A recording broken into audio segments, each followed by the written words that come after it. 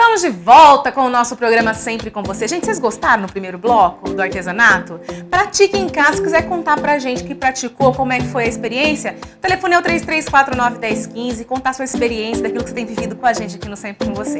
E agora, nesse bloco, nós vamos falar sobre corrupção.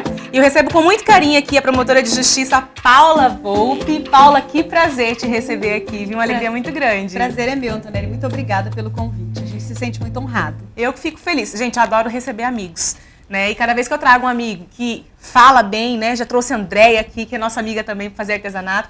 Paula está aqui, mas hoje ela está aqui como promotora de justiça para a gente falar sobre um assunto muito sério, né, Paula? Afinal de contas, dia 7 está aí. Exato. Nós temos que escolher muito bem os nossos candidatos. E a gente vai falar de corrupção. E sabe que segunda-feira eu falei sobre honestidade aqui no programa, né? Que ótimo tema. A gente falar um pouquinho disso, né? Sobre honestidade, até que ponto também eu sou honesto, porque julgo muito a honestidade do outro e eu sou honesto comigo mesmo, com as coisas que eu faço. Vamos falar hoje, então, né, sobre corrupção. Queria que você definisse primeiro, né, esse termo, corrupção, porque parece que é uma coisa tão distante da gente. Exato.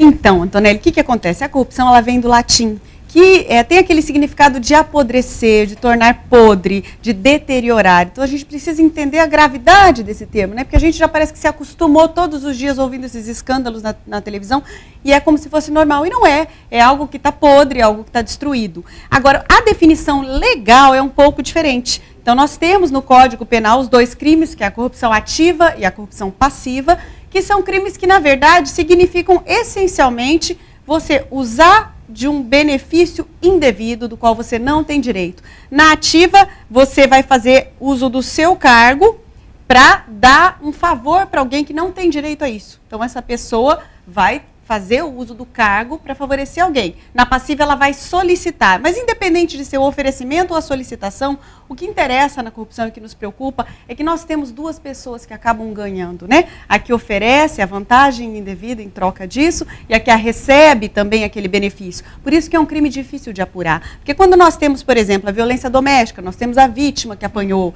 No homicídio, nós temos uma vítima que morreu. No roubo, nós temos uma pessoa que foi furtada.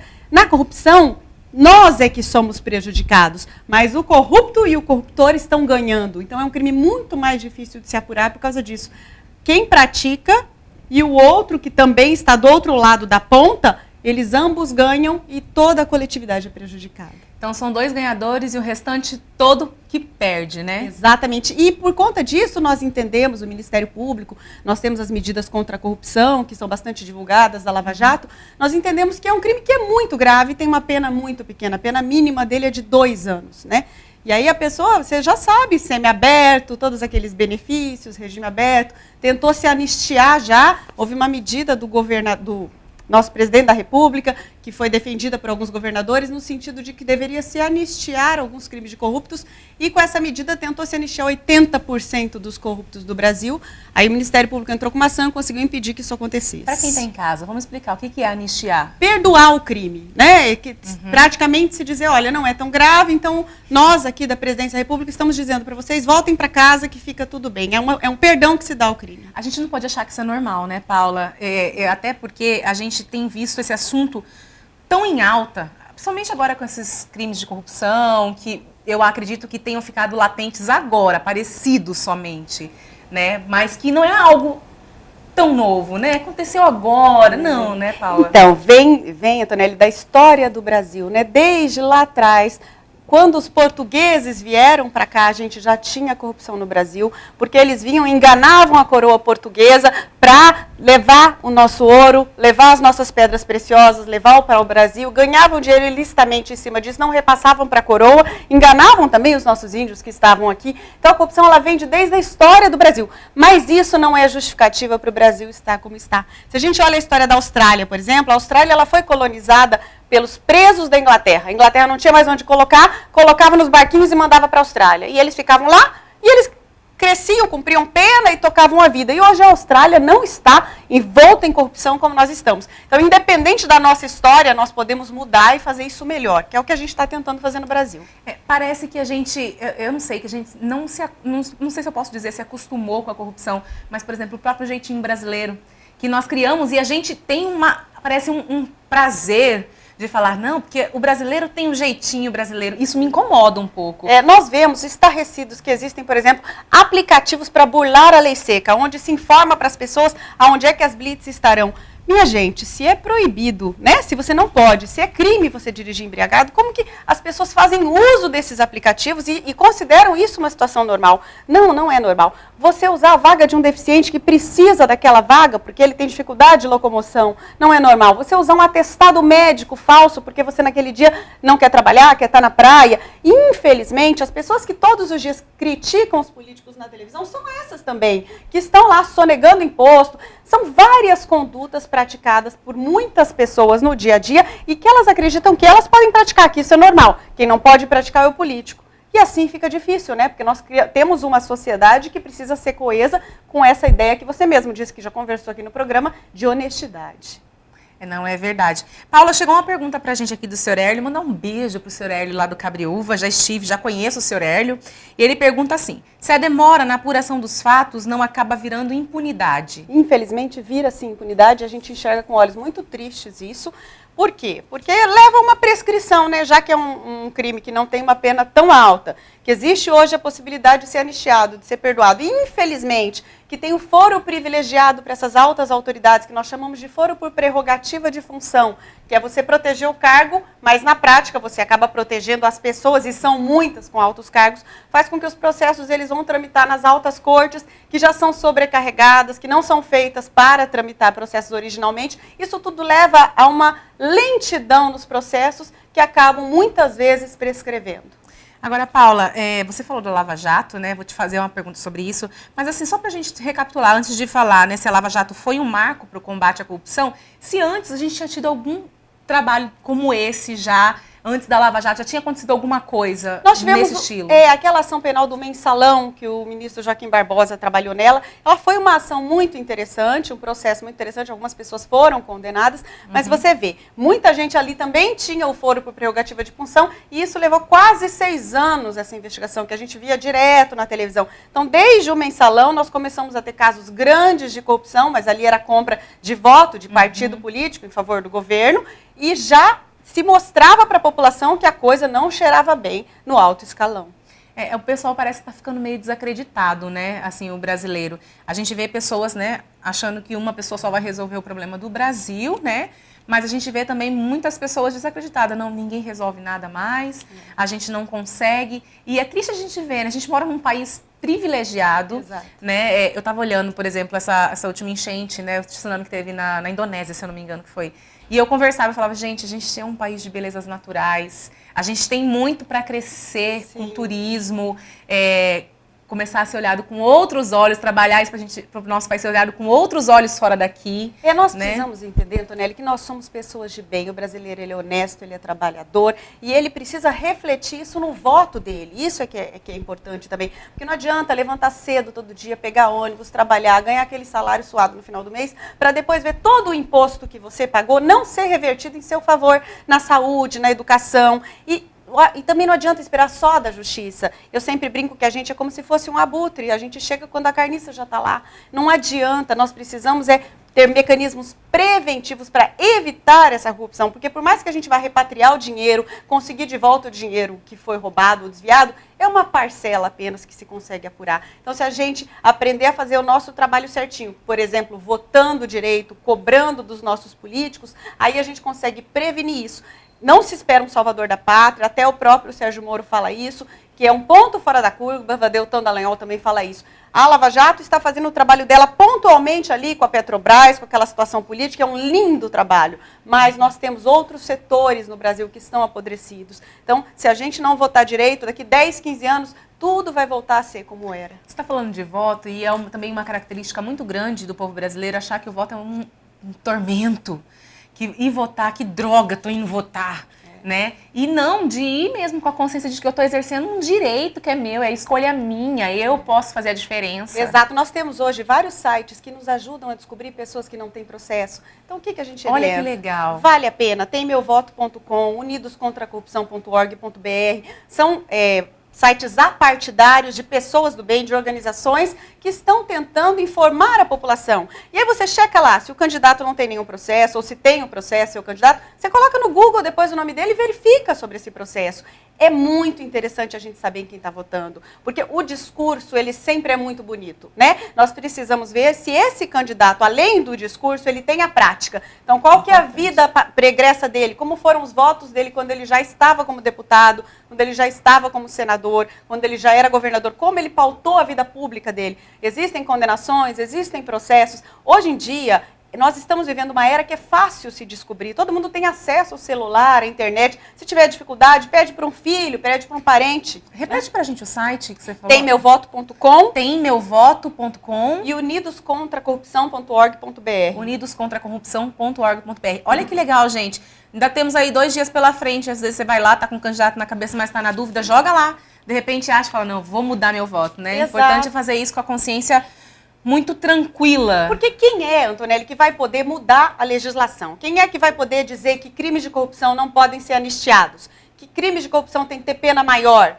Quem é que vai poder fazer essas mudanças essenciais? Por exemplo, Hong Kong conseguiu fazer essas mudanças, a reforma política, que era interessante. Hong Kong também tinha, na década de 70, uma corrupção desenfreada como o Brasil. E eles conseguiram enfrentar isso com reformas legislativas, com essas mudanças que o Brasil precisa fazer. E quem vai fazer isso?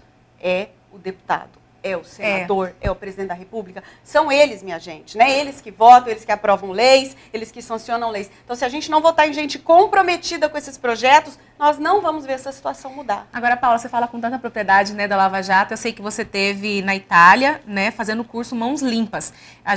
Eu quero saber do que se trata, né, e qual a ligação com a Lava Jato. A gente sabe que lá na Itália o crime é bem organizado, né? A Itália, ela tem essa questão da máfia, né, que preocupa todo mundo, e ela tinha essa coisa da máfia também infiltrada na política. Então, na década de 70, principalmente na década de 80, houve uma operação gigantesca lá, muita gente foi presa, muita gente foi condenada, 2 juízes foram assassinados pela máfia, e eles enfrentaram de forma muito corajosa a corrupção. Mas, infelizmente, lá o que a gente enxerga é que o bem não venceu no final.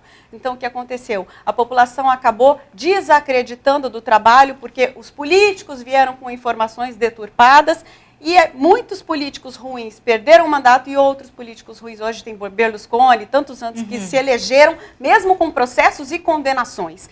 Então, o que aconteceu na Itália? A gente vai lá para aprender, e eu fiz esse curso para aprender o que eles fizeram de certo e o que eles fizeram de errado para nós não repetirmos isso, né? Então, é importante. E uma das coisas que se aprende com a Mãos Limpas é o que nós temos feito, o que o Ministério Público tem feito, informar a população, conscientizar a população de que é necessário votar direito. Se a gente não trocar os políticos desonestos pelos políticos corretos, nós vamos estar sempre correndo atrás de apurar o crime e atrás de desvendar e não conseguimos pegar a maioria da criminalidade. A gente só consegue pegar uma parte dela, que não é o suficiente.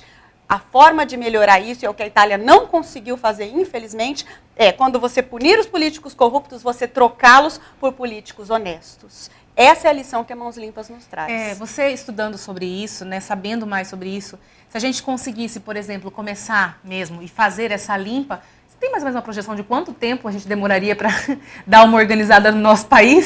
São alguns anos aí pela frente, né? Mas a gente não pode nunca perder a esperança. A corrupção, ela nunca vai acabar, porque a gente sempre tem, gente. Infelizmente, a criminalidade, ela existe no mundo todo. A gente tem que parar de achar que é só no Brasil. Mas o Brasil está vivendo essa situação que ela é sistêmica, que ela é endêmica e que ela precisa ser combatida. Eu creio que nós podemos mudar esse quadro, mas tem que começar agora. Tem que começar na eleição desse final de semana. Senão a gente não consegue mudar para melhor nunca. Agora, Paula, a gente viu já que algumas pessoas foram presas na Lava Jato, na própria Lava Jato, né? Outras não. Queria saber de você o seguinte, né? Porque nos termos da justiça, nem todos os envolvidos com corrupção, falcatruas, eles são de fato condenados.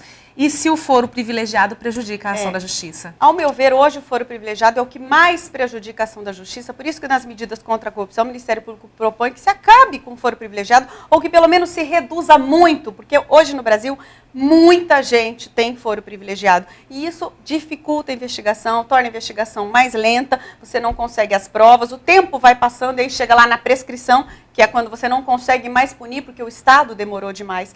O foro privilegiado é o grande responsável por isso. Então, o que eu te sugiro? Procure se o seu candidato já se comprometeu a votar contra o foro privilegiado. Isso é interessante, porque aí lá na frente a gente vai saber como ele vai decidir, quando ele for deputado, quando ele for senador, como ele vai votar. Porque isso é decisivo na vida do brasileiro, né? Ou a gente vai estar sempre reclamando em rede social, Facebook, historinha de WhatsApp para lá e para cá, mas a nossa parte, que é o que a gente tem que fazer agora, neste domingo, nós não vamos ter feito. Essa questão que você falou de investigar a vida do candidato, né, da gente poder saber, por exemplo, quantos projetos foram aprovados, o que é que ele votou. Tivemos uma votação muito séria, por exemplo, a reforma trabalhista recentemente, né, nós vamos votar agora nos nossos deputados, né, de olhar certinho aquilo que convém, daquilo que é a sua concepção. Se você acha que está certo, se você acha que está errado, mas da gente olhar isso. De fato é importante, porque isso pode definir os outros anos de mandato dessa pessoa, Paula. Exatamente, gente, é muito dinheiro envolvido. Dificilmente, né, muda de opinião, né? E, assim, a pessoa pode até dizer uma coisa para você na campanha, né? Ela pode até propagar, falar bonito no palanque, falar bonito no videozinho que você assiste. Mas o que ela fez quando ela estava com o mandato na mão? Como ela agiu, como ela votou, quais são as... A atitude, a vida pregressa, ela possui algum processo? Ela possui alguma condenação? O processo é pelo quê? Foi desvio de dinheiro? Foi lavagem de dinheiro? Fez parte de alguma organização criminosa? Hoje, com a internet, tudo é muito público, nós temos acesso a tudo isso. E se a gente continua votando nessas pessoas, nós estamos repetindo o sistema do Brasil. Na Itália, inclusive, teve juízes que pediram demissão, que desanimaram quando viram que depois de todo aquele trabalho, juízes assassinados, uma investigação herculana, enfrentando a máfia, enfrentando a corrupção dos partidos políticos. Se corre muito risco, né? Sim, de vida, eles né? estavam correndo, pagando com a própria vida. O que acontece? Os italianos continuam votando nos mesmos políticos, então isso na Itália foi desanimador. E é o que a gente pede para a população brasileira. Nós precisamos de ajuda, né? Ninguém, nem Judiciário, nem Ministério Público, nem CGU, nem Polícia Federal, ninguém é salvador da pátria. Nós estamos só fazendo o nosso trabalho, mas para melhorar o sistema é preciso que o brasileiro vote direito. Essa é a grande lição que a gente tem. Paula, a gente teve uma grande movimentação aqui, que foi criada uma lei, que é a Lei da Ficha Limpa, né? Eu queria saber, assim, de você, a Lei da Ficha Limpa, ela está funcionando de fato, né? Porque a gente vê tantos candidatos, tantas opções pra gente. E eu lembro que essa movimentação começou dentro da Igreja Católica, né? Os bispos que começaram essa movimentação. Eu lembro que foram mais de 5 milhões de assinaturas, né? E a gente trabalhando em cima disso, tem o quê? Uns 6, 7 anos, né? Dom Dimas, inclusive, trabalhou assim de forma fabulosa nisso, se comprometeu com essa causa. Nós, católicos, os cristãos, né, ao longo do Brasil, porque a gente sabia da importância disso. Ela tanto está funcionando que hoje, por conta da Lei da Ficha Limpa, o ex-presidente não pode ser candidato, ele foi condenado em primeiro e em segundo grau, então ele não é candidato. A lei funcionou, a lei está de parabéns e é medida desse tipo que nós precisamos, né? Senão a gente vai continuar votando em pessoas sem compromisso com a causa pública. Agora, Paula, você falou, eu sei que você já falou umas 2, 3 vezes, mas eu vou te fazer a pergunta, né? É perigoso quando toda uma comunidade, uma sociedade acredita que os problemas de corrupção possam ser extinguidos, acabados por uma única pessoa? Até porque essa pessoa, ela pode pisar na bola, ou amanhã ela pode morrer, ela pode, como aconteceu na Itália, ser assassinada, desistir. Uma pessoa só não resolve nada, até porque às vezes o grande juiz Sérgio Moro, ele é ótimo, mas ele trabalha na Lava Jato, naqueles casos de Curitiba, da Petrobras. E o Brasil é imenso, não é? Aqui no Mato Grosso do Sul nós temos casos, no Acre, em Rondônia, no Rio Grande do Sul, e esses casos todos. Então não é uma pessoa e não é uma instituição, são várias instituições trabalhando em conjunto, e é um trabalho que tem dado muito certo. Inclusive o Brasil tem feito contato com países de fora e tem dado certo esses convênios, estamos recebendo informações de vários países de fora e dessa forma a gente está conseguindo repatriar dinheiro. Então é um trabalho coletivo entre as instituições, é claro, mas é um trabalho nosso também de cidadão, de fiscalizar. Porque é o cidadão ali no município dele, no bairro dele, que vê se a creche está sendo levantada, se o hospital está sem medicamento. Então ele vê a necessidade do que ele precisa. Faz essa denúncia, entra no site do Ministério Público, vai no Ministério Público, vai na polícia se vê alguma coisa errada. O cidadão ele tem que se comprometer e nos informar, porque o Estado somos nós, né? Nós formamos o Estado, eu sempre digo isso. Se a gente não se comprometer com um país melhor, nós não vamos conseguir. Até porque a realidade está perto de mim, né? Não tem como alguém lá, por exemplo, vocês, o Ministério Público, saber de alguma coisa se não chegar até as mãos de vocês, né? Exatamente. Eu faço, por exemplo, audiência... Nós somos os olhos. Exato. Eu faço audiência uma vez por semana na Moreninha. Então eu tenho contato com os problemas dali, da Moreninha, mas quantos bairros tem em Campo Grande, não é? Então a população, ela precisa, viu uma situação errada ali, viu que está faltando enfermeiro, está faltando médico, está faltando remédio, denuncie, informe. O Ministério Público já entrou com várias ações e tem ganho aos poucos essas ações. É que às vezes o judiciário é um pouco lento, são muitos processos para equipar unidades de saúde, para equipar hospitais, porque o nosso imposto serve para isso, ele não tem que servir para propina, para desvio de dinheiro, para joias caras ou para vinhos caros. E se a gente não fiscalizar e não cobrar, esse dinheiro é desviado. Paula, sei que você já falou isso aqui durante toda a nossa entrevista, a gente está quase encerrando já, mas eu queria que você dissesse, então, para a gente poder ver mudanças, isso começa em casa, começa semeando a honestidade, pai e mãe dando exemplo, não parando, por exemplo, em fila dupla para buscar o filho na escola. Exato. O jeitinho brasileiro, ele é uma coisa triste, ele é uma coisa que tem que acabar. A gente tem que parar de se sentir esperto, prejudicando o outro, né? Ontem eu estava na padaria e eu dei um pouco de dinheiro a mais para a moça sem perceber e ela me devolveu. Ele falou, esse dinheiro é seu. E eu elogiei e falei, moça, você está de parabéns. É assim que a gente começa, sabe? A gente não pode se locupletar do que não é nosso, de um ganho que é ilícito. Eu nunca vou esquecer uma palestra do ministro Barroso, que ele conta que o pai era promotor e um dia ele achou dinheiro na rua e ficou todo feliz porque ele tinha achado dinheiro. E o pai disse, você vai devolver? Ele falou, pai, mas esse dinheiro não tem dono. E o pai disse, o dono pode precisar e pode voltar a procurar o dinheiro e vai estar ali. E ele falou, e ali com meu pai, uma criança, eu aprendi que o que não é meu, não é meu. Então, isso é uma lição que fica para nós, educar os nossos filhos nesse sentido, para que eles cresçam com esses valores. Não é importante ser esperto, é importante ser honesto. Se assim agirmos todos, assim a gente tem um Brasil melhor. Ficou uma mensagem, mas eu vou te pedir uma outra mensagem, então, para esse dia 7 de outubro. Né, tá chegando as eleições, eu vou trabalhar, vou ser mesária. Parabéns! Pois é, eu tô feliz. Gente, eu tô feliz de trabalhar lá no dia. Parabéns. É agora, gente, que o Brasil pode mudar essa situação. Não é na rede social, não é no Instagram, não é reclamando com o vizinho. É você, na sua urna, na hora de votar. Faça a sua colinha antes, para você não confundir, porque nós temos vários. Nós temos deputados estaduais, deputado federal, 2 senadores, presidente da República. Gente, presidente da República não, governador. Mas, gente, o presidente da República, claro que é o mais importante. Ninguém vai esquecer o nome. Agora, o número dos outros, a gente pode se confundir. É muito número, né? Muito grande. Eu não acredito que ninguém vai esquecer o do presidente, mas anote os outros números. Essa é a nossa informação. E vá com o número certo. Já pensou você votar errado? Você esqueceu de anotar, chegou na hora aquele monte de número, você se confunde e você vota num candidato corrupto, desonesto, que vai contra as suas ideias, que pensa diferente do que você quer de Brasil. E aí foi tudo por água abaixo. Então faça a sua colinha, vá lá no Google, pesquise o seu candidato. Não acredite em rede social. Hoje em dia tem muita informação falsa. Fake news demais. O que mais tem é fake news. Isso nos prejudica. Gente, deixa um pouco o Facebook de lado. Tem gente que paga lá para nos enganar. Vá para os sites interessantes, pesquise os jornais de credibilidade. É a única forma da gente saber o que está fazendo nessa urna.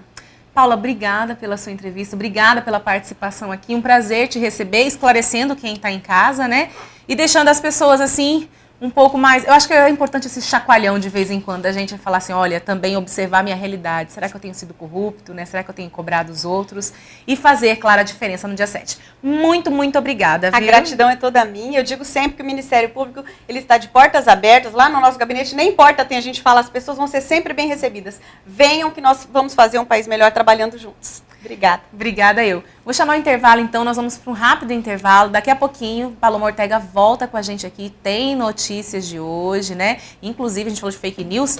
Sabia que de 3/4 dos eleitores estão preocupados com as notícias falsas na internet? Podem prejudicar as eleições desse ano? Pois é, daqui a pouquinho, então, a gente vai falar disso com a Paloma Ortega. Não sai daí não, a gente já volta.